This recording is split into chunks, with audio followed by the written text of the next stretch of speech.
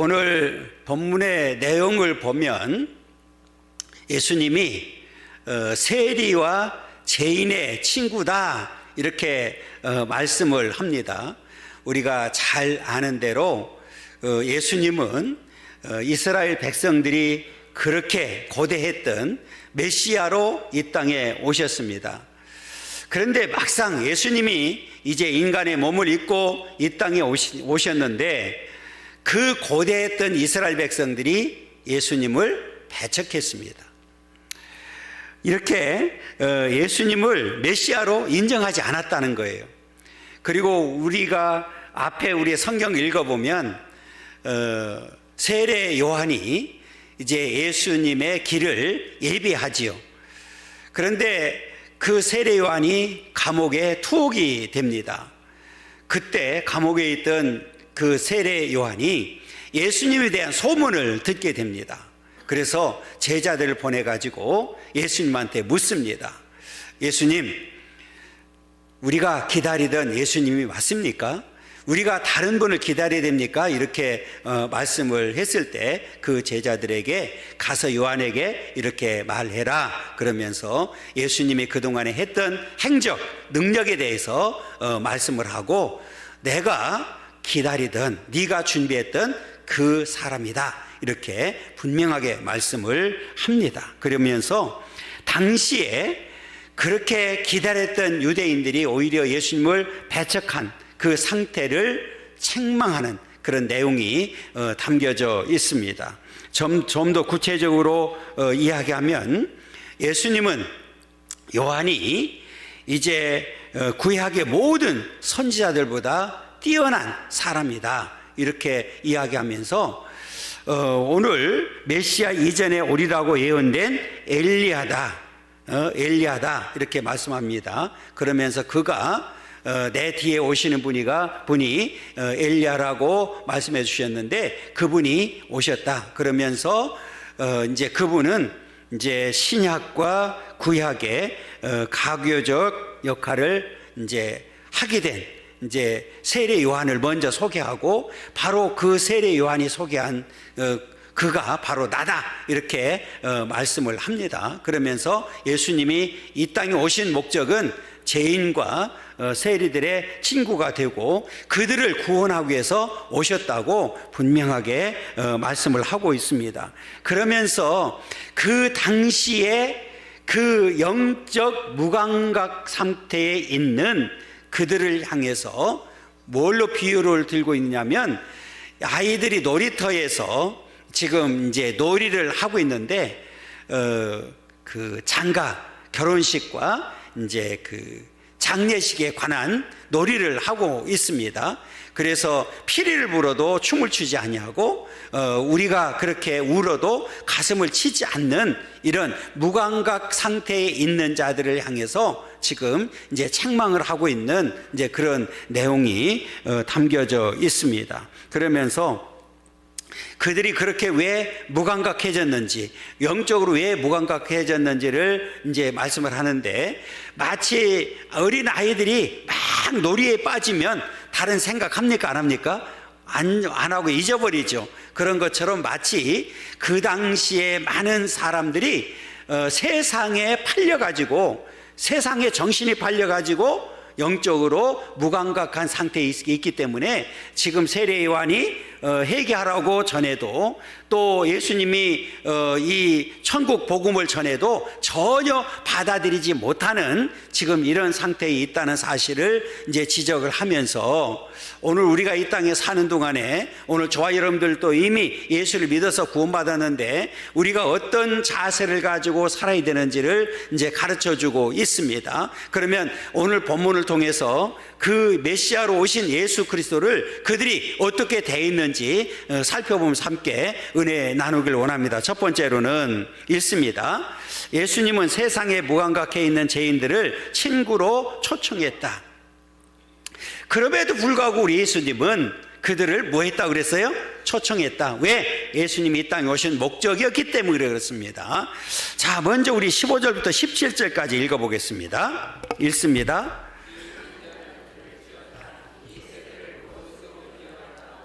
비유하건대 아이들이 장터에 앉아 제 동물을 불러 이르되 우리가 너희를 향하여 피리를 불어도 너희가 춤추지 않고 우리가 슬피 울어도 너희가 가슴을 치지 아니하였담과 같도다, 이렇게 얘기합니다. 자, 앞에서 제가 설명을 드렸어요. 이제 세례 요한이 투옥을 당했고 이제 예수님이 천국 복음을 전하는데도 불구하고 전혀 듣지 않고 있는 상태에 있을 때에 예수님이 그들을 향해서 뭐라고 선언했냐면 귀 있는 자들은 들을지어다. 참 이 말이 우습지 않아요? 여러분, 귀 없는 사람이 어디 있어요? 다 있잖아요. 그런데 귀 있는 사람은 들으래요. 이 말은 뭐냐면 귀를 쫑긋 세우고 자세히 들으라, 이제 이런 말이거든요. 그러니까 예수님이 전하는 말씀을 잘 깨달아야 된다, 그 얘기예요. 그런데 당시에 많은 사람들이 영적으로 무감각해져 있기 때문에 예수님의 천국의 복음을 전해도 세례 요한이 오늘 예수님을 전해도 이들이 들었습니까? 안 들었습니까? 안 들었다는 거예요. 그래서 들으라는 거예요. 들으라는 거예요. 그러면서 비유로 든 게 뭐예요? 아이들이 장터에서 앉아서 제 동물을 불러 이르되 우리가 너희를 위하여 피리를 불어도 너희가 춤추지 아니하고, 이거는 결혼식이거든요. 그러니까 당시의 자료를 보니까 결혼식 때 피리를 불면 남자들이 춤을 췄대요. 그런데 춤추지 않는 거예요. 그 다음에 장례식이에요. 우리가 슬피 울어도 너희가 가슴을 치지 않는다. 감각이 없어진 상태를 지금 지적하고 있는 겁니다. 그러니까 당시에 얼마나 이들이 이 무감각해 있는지를 우리에게 보여주고 있거든요. 그런데 이미 오래전에 구약에 있는 이사야 선지자가 이런 상태가 오리라고 예언을 했습니다. 자, 마태복음 13장 14절입니다. 읽습니다. 이사야여 예언이 그들에게 이루어졌으니 일렀으되 너희가 듣기는 들어도 깨닫지 못할 것이요 보기는 보아도 알지 못하리라. 귀가 있어도 들어도 깨닫지 못하고 눈이 있어 보아도 보지 못한다, 알지 못한다. 이 얘기는 뭐냐면 영적으로 무감각한 상태에 있는 자들을 지금 이야기하고 있는 겁니다. 그러니까 귀가 있어요, 눈이 있어요, 아무 기능을 못한다, 그 말이에요. 그런데 그런 자들을 예수님은 초청했습니다. 왜 초청했을까요? 예수님이 초청하지 않으면 그들은 영원히 망할 수밖에 없기 때문에 그들을 초청한 목적은 그들을 구원하기 위해서 초청을 했습니다. 그런데 여러분, 그때 상황이나 오늘날이나 별로 다른 게 없어요. 왜요? 그때도 마찬가지로 영적으로 무감각한 상태에 있었고 오늘날도 완전히 영적으로 무감각한 상태에 있습니다. 왜 그럴까요? 세상에 팔린 거예요. 그러니까 이게 우리의 중심이 하나님이 돼야 되는데 세상이 중심이 되어버린 거예요. 그러니까 하나님께서 하나님에게서 세상으로 돌아가 버린 거예요. 그러니까 아무리 얘기해도, 여러분 생각을 해보세요. 내가 세상 것으로 가득 차 있는데 아무리 천국 복음을 전한들, 좋은 걸 갖다 준들 이들이 듣겠습니까? 지금 안 듣는 상태가 돼버렸습니다. 그래서 오늘 16절 17절에 나와 있는 대로 피리를 불어도 곡을 해도 아무 반응이 없는 거예요. 그러니까 오늘 여기서 피리 분다는 얘기는 우리 예수님이 예수님의 오심을 말하는 거고, 오늘 곡을 한다고 하는 얘기는 지금 세례 요한이 지금 투옥된 상태를 말하고 있고, 그 다음에 이 아이들이 호응하지 않는다는 얘기는 군중들의 무감각 상태를 말하고 있습니다. 그러니까 영적으로 완전히 무뎌진 상태에 있음을 보여주고 있거든요. 그러니까 여러분, 그러면 이들이 왜 그렇게 영적으로 무감각해져 있을까? 마음이 완악해져 그런 거예요. 그러니까 앞에 말씀드렸던 대로 지금 이게 세상을 향해 있기 때문에, 마음이 완전히 세상을 향해 가 있기 때문에, 완악한 마음이기 때문에 오늘 이 마음이 완전히 무뎌진 거예요. 그리고 역사적으로 보면 우리가 잘 아는 대로 구약의 끝이 말라기지 않습니까? 말라기에서부터 오늘 세례 요한까지, 세례 요한이 등장하기까지 약 400년의 시간이 흘렀는데, 그때는 우리가 암흑기라고 이렇게 얘기합니다. 계시가 중단된 상태입니다. 그런데 그 400년 사이에 어떤 일이 벌어졌느냐면 헬라 문화가 등장합니다. 이 알렉산더 대왕이 등장하면서 헬라 문화가 세계에 퍼지게 되고, 그들이 가는 곳마다 신상을 세우고, 또 그들이 가는 곳마다 그들이 지역에 섬기는 신들을 인정하고 다신교를 인정하는 일이 벌어지게 되었습니다. 그러니까 이들이 신앙생활하기가 얼마나 힘든 상황이었는지를 보여주고 있어요. 그런 암흑기에 오늘 세례 요한이 등장을 했고, 그 뒤에 예수님이 오셔서 복음을 전했음에도 불구하고 이들이 전혀 받아들이지 않는 상태를 보여주고 있습니다. 여러분, 우리가 쉽게 이해하려고 하면 우리나라도 일제 때에 얼마나 많은 핍박을 받았습니까? 자료를 보면 36년 동안 처음부터 기독교를 핍박하지 않았어요. 약 7년간 핍박을 했을 때 많은 사람들이 오늘 예수를 부인하고 떠나는 그런 역사를 보게 됩니다. 왜 그랬을까요? 영적으로 무감각해졌어. 하나님이 아니라 오늘 세상을 택하게 되는, 타협하게 되는 이제 그런 역사를 보게 됩니다.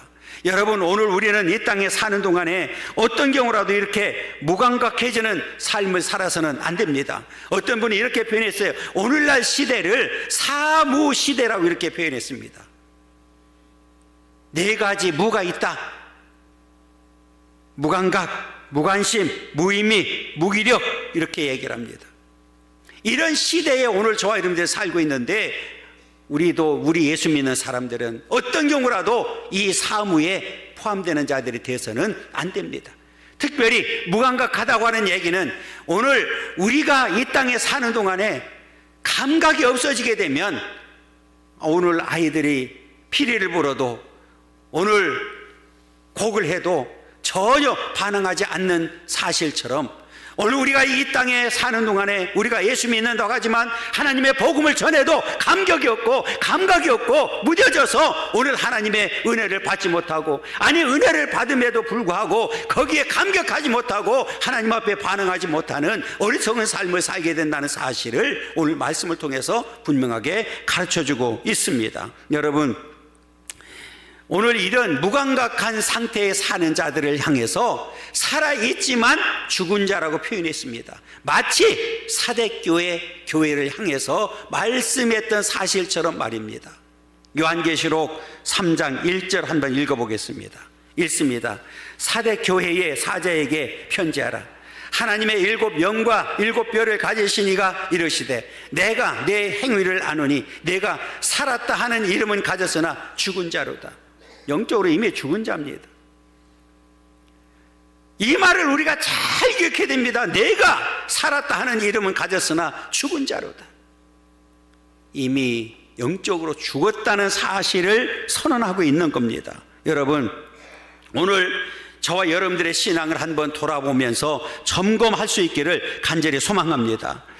여러분, 이런 우리의 모습을 오늘 이 시간에 주님이 오신다고 하면 과연 나를 향해서, 내 신앙을 향해서 우리 예수님이 뭐라고 말씀하실까? 지금 당장 예수님이 오신다고 하면 내 신앙을 보고 뭐라고 말씀하실까? 한번 생각해 보시기를 원합니다. 그리고 우리는 하나님 앞에 가까이 나아가는 그런 삶을 살아야 될 줄 믿습니다. 여러분, 앞으로 남은 생에 정말 하나님 앞에 바로 설 수 있는 그런 믿음의 삶이 되기를 간절히 소망합니다. 우리 예수님은 이렇게 그 죄인들을 초청해서 그들을 구원하려고 하시는 아름다운 모습을 우리에게 보여주고 있습니다. 마찬가지로 오늘 저와 여러분들은 이제 무감각한 이 시대를 살아가고 있는 이때에 우리는 영적으로 깨어나야 되고, 지금 주관의 운동을 초청해서 예수님처럼 그들을 초청해서 그들을 구원하는 삶을 사는 것이 저와 여러분들의 삶이 되어야 될 줄 믿습니다. 이와 같은 삶의 역사가 있기를 간절히 소망합니다. 자, 우리 큰 두 번째 보시겠습니다. 큰 두 번째 있습니다. 예수님은 죄인과 세리의 친구가 되어 함께 먹었습니다. 오늘 우리 예수님은 그들을 초청한 정도로 끝나지 아니하고 그들과 함께 먹었다 그랬어요. 여러분, 이 말이 얼마나 중요하냐면 초청하는 것도 말이 안 되는데 죄인과 세리와 함께 한 식탁에서 먹었다. 여러분, 식사를 할 때 아무나 하고 먹습니까? 안 그렇단 말이에요. 식사를 함께 한다는 얘기는 그 사람을 인정한다는 얘기입니다. 그런데 당시의 유대인들은 죄인들과는 상종하지 않았습니다. 왜? 부정하다고 생각했기 때문에. 그런데 오늘 예수님은 죄인들을 초청하는 것뿐만 아니라 세리를 초청하는 것뿐만 아니라 그들과 함께 식사를 하고 있습니다. 자, 오늘 18절에 보면 이렇게 얘기합니다. 요한이 와서 먹지도 않고 마시지도 아니하며 그들이 말하기를 귀신이 들렸다 하더니 그랬어요. 세례 요한은 앞에 말씀드렸던 대로 예수님의 길을 예비한 자입니다. 이 세례 요한이 어디서 살았습니까? 허벌판 광야에서 살았습니다. 광야에서 거친 털옷을 입고 석청을 먹고 술은 입에도 대지 않고 이렇게 살았습니다. 한마디로 말하면 금육생활 한 거예요. 그랬더니 많은 유대인들이 뭐라고 얘기했습니까? 수군거리는데 귀신 들렸다 이렇게 얘기합니다. 그런데 우리 예수님은 반대로 정상적으로 생활하시면서 복음을 전했는데 오늘 예수님을 향해서는 뭐라고 얘기하느냐? 먹기를 탐하고 술주정뱅이라고 표현을 합니다. 비난합니다. 그게 바로 19절입니다. 여러분 읽습니다. 인자는 와서 먹고 마시며 말하기를 보라 먹기를 탐하고 포도주를 즐기는 사람이요 세리와 죄인의 친구로다 하니 지혜는 그 행한 일로 인하여 옳다함을 얻느니라 그랬어요. 여러분, 우리 예수님이 언제 그렇게 먹기를 탐했고 언제 그렇게 술 취해가지고 다녔습니까? 우리 예수님을 향해서 이렇게 비난합니다. 오히려 우리 예수님은 공생을 시작하면서 40일 동안 금식하셨고 너무 바쁘게 생활하다 보니까 식사할 겨를도 없었습니다. 그런데 우리 예수님을 향해서는 지금 세례 요한을 통해 향해서는 귀신 들렸다고 그러고 우리 예수님을 향해서는 비난하는데 오늘 개걸 들린 사람으로 비난하고 있는 겁니다. 그런데 여러분, 우리 예수님은 그럼에도 불구하고 그들을 뭐 했어요? 초청을 했어요. 그리고 뭐 했습니까? 함께 식사를 했습니다. 자, 우리 마태복음 3장 20절 읽겠습니다. 집에 들어가시니 무리가 다시 모임으로 식사할 겨를도 없는지라. 이렇게 사셨어요. 언제 그렇게 먹기를 탐했습니까? 그럼에도 불구하고 예수님이 세례 요한과 달리 세리들과 식사를 같이 하셨습니다. 마태복음 9장 10절 11절입니다. 예수께서 마태의 집에서 앉아 음식을 잡수실 때 많은 세리와 죄인들이 와서 예수와 그와 제자들과 함께 앉았더니 바리새인들이 보고 그의 제자들에게 이르되 어찌해 너희 선생은 세리와 죄인들과 함께 잡수시느냐. 우리 예수님은 죄인들과 세리들과 함께 식사를 했습니다. 뿐만 아니라 우리 예수님은 술에 취한 분이 아니라 오히려 가나안 혼인잔치집에 포도주가 떨어졌을 때 물로 포도주를 만들어 주신 분입니다. 요한복음 2장 8절 9절입니다. 이제는 떠서 연회장에 갖다 주라 하심에 갖다 주었더니 연회장은 물로 된 포도주를 맛보고도 어디서 났는지 알지 못하되 물 떠온 하인들은 알더라 그랬어요. 여러분, 우리 예수님이 이렇게 세리와 죄인들과 함께한 목적이 어디 있습니까? 먹고 마시고 즐기려고요? 아니요, 목적은 딱 하나입니다. 그들을 구원하기 위해서. 그들을 구원하기 위해서 그들을 부르시고 그들과 함께 식사했습니다. 여러분, 이렇게 바리새인들은 세례 요한도 비난하고 오늘 예수님도 비난했습니다. 그런 상황에서도 예수님은 어떻게 하셨습니까? 지나가다가 세관 앞에서 그 앉아있는 세리를 발견하게 됩니다. 그게 바로 마태입니다. 마태를 불렀을 때 마태가 즉시 그 세관 일을 버리고 예수님을 따르는 모습을 보여주고 있습니다. 그들을 초청하고 부르시고 식사하고 하는 모습을 우리에게 보여주고 있습니다. 여러분, 하루는 예수님이 이제 집에 들어가서 식사를 할 때 뭘 했어요? 그들이 봐요. 유대인들이. 그리고 예수님으로 인정하지 아니하고 선지자도 아니라고 이렇게 부정하는 이런 모습들을 이제 우리가 보게 됩니다. 여러분, 우리가 이렇게 그들을 이 세례요한도 그렇게 비난하는, 합리화하는 바리새인들을 향해서 오늘 책망을 했고, 오늘 예수님께서도 책망을 합니다. 자, 마태복음 3장 7절에 보면 이렇게 얘기합니다. 요한이 많은 바리새인들과 사두개인들이 세례 베푸는 대로 오는 것을 보고 이르되, 독사의 자식들아, 누가 너희를 가르쳐 임박한 진노를 피하라 하더냐, 이렇게 말씀을 합니다. 이렇게 이 바리새인들과 사두개인들을 향해서 세례 요한도 오늘 책망을 하고 예수님도 책망하는 모습을 보여주고 있습니다. 그러나 오늘 예수님께서는 그럼에도 불구하고 그 죄인과 세리들을 불러다가 초청을 해서 함께 식사를 하고 그들을 이제 구원하기 위해서 이제 최선을 다하는 이제 아름다운 역사를 우리에게 보여주고 있습니다.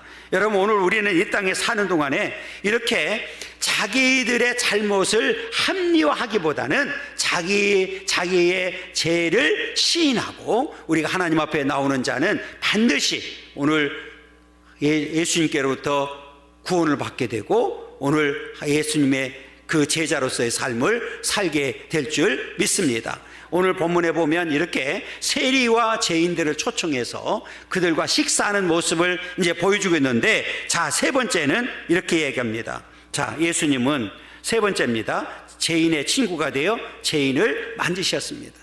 자, 이제 죄인과 세리들을 초청했습니다. 그리고 그들과 식사를 했습니다. 그리고 그들과 만졌다, 이렇게 얘기합니다. 자, 이 말이 왜 그렇게 중요하냐면, 당시는 앞에 말씀드렸던 대로 이렇게 죄인들을 상종하지 않았어요. 왜냐하면 만지는 것도 부정하다고 생각했기 때문에 배척을 했습니다. 그런데 우리 예수님은 그들을 초청했습니다. 식사를 했습니다. 그리고 그들을 만지고 그들이 만지는 것을 허용했습니다. 그 광경을 본 사람들이, 유대인들이 앞에 바리새인들이나 사두개인들 포함해서 이들이 얼마나 예수님을 비난했겠어요. 자, 우리 누가복음 4장 40절 읽어보겠습니다. 해질 무렵에 사람들이 온갖 병자들 데리고 나오매 예수께서 일일이 그 위에 손을 얹으사 고치셨다. 일일이 그 위에 손을 얹었다는 얘기는 뭐 했다는 얘기예요? 그 죄인들을 만졌다는 얘기예요. 그러니까 그 당시의 전통으로 내려오는 게 뭐냐면 이 죄인들을 상종하면 안 되는 거예요. 그들을 만진다? 절대로 안 되는 일이거든요. 그런데 우리 예수님은 그들을 다 초청했습니다. 그리고 같이 식사를 했습니다. 그리고 그들을 일일이 만져주십니다. 그러니까 그 광경을 본 이 유대인들이 깜짝 놀라는 거예요. 그러면서 예수님을 비난하는 겁니다. 여러분, 그 내용을 누가복음 7장 39절 보면 좀 더 이해가 됩니다. 읽습니다.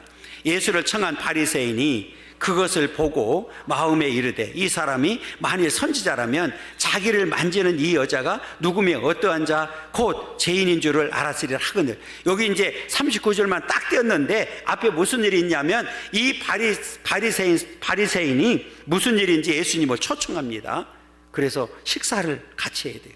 그런데 그때 한 여인이 옥합을 들고 와서 옥합을 깨가지고 예수님의 발에 붓잖아요. 그 광경을 보고 바리새인이 그 얘기하는 거예요. 아니, 어떻게 저 여자가, 죄인인 저 여자가 만지게 그냥 놔두냐. 그런 걸 보니까 이 사람은 선지자도 아니다, 이렇게 표현합니다. 메시아는커녕 선지자도 아니다, 단정해버립니다. 그러나 우리 예수님은 앞에 말씀드렸던 대로 왜 이 땅에 오셨다고 그랬어요? 그들을 구원하기 위해서 오셨습니다. 그래서 제 세리와 죄인의 친구가 되어주시기 위해서 이 땅에 오셨고, 아니 이제 완전히 모든 죄를 다 짊어지시고 십자가에 못 박혀 죽으셨습니다. 그것도 강도들과 함께 십자가에 못 박혀 죽으셨습니다. 그 이유가 어디 있습니까? 오늘 그들을, 그 죄인들을, 그 세리들을 구원하기 위한 목적이었습니다. 여러분, 만약에 예수님이 이 땅에 오셔서 십자가에 못 박혀 죽으시고 3일 만에 부활하지 않았다고 하면 우리는 폐 일어나고 우리 예수 믿을 필요가 없습니다. 이 자리에 와서 앉아 있을 필요가 없습니다. 그런데 우리 예수님은 인간의 몸을 입고 이 땅에 오셔서 죄인들의 친구가 되어주셨고, 그들을 초청했고, 그들과 함께 식사를 했고, 그들을 만져주시고 그들이 만지도록 허락해 주셨다는 얘기는 친히 그들의 친구가 되어주셨다는 사실입니다. 그리고 그 친구들을 위해서 우리 예수님은 친히 십자가에 못 박혀 죽으셨습니다. 고린도 후서 5장 21절입니다.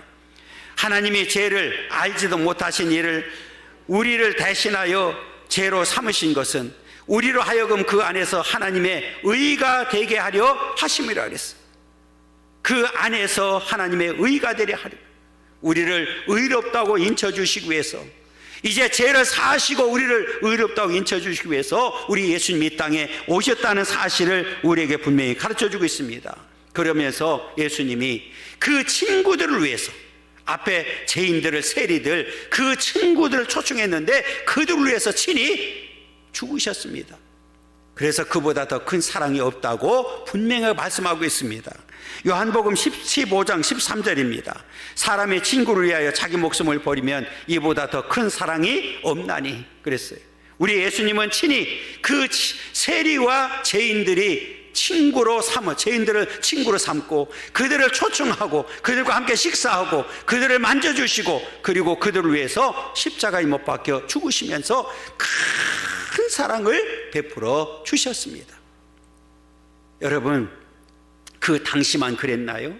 오늘 저와 여러분들도 이미 허물과 죄로 죽었던 자들입니다. 저와 여러분들을 살리기 위해서 저와 여러분들을 초청했습니다. 그리고 저와 여러분들을 살리기 위해서 친히 십자가에 못 박혀 죽으셨습니다. 그리고 그 예수를 구주로 믿고 영접하는 모든 사람들에게 구원의 문을 활짝 열어주셨고, 주 예수를 믿으라 그리하면 너와 내 집이 구원받는다고 분명하게 말씀하셨습니다. 그래서 이제 저와 여러분들은 드디어 구원받게 되었습니다. 할렐루야. 이제 마지막 네 번째입니다.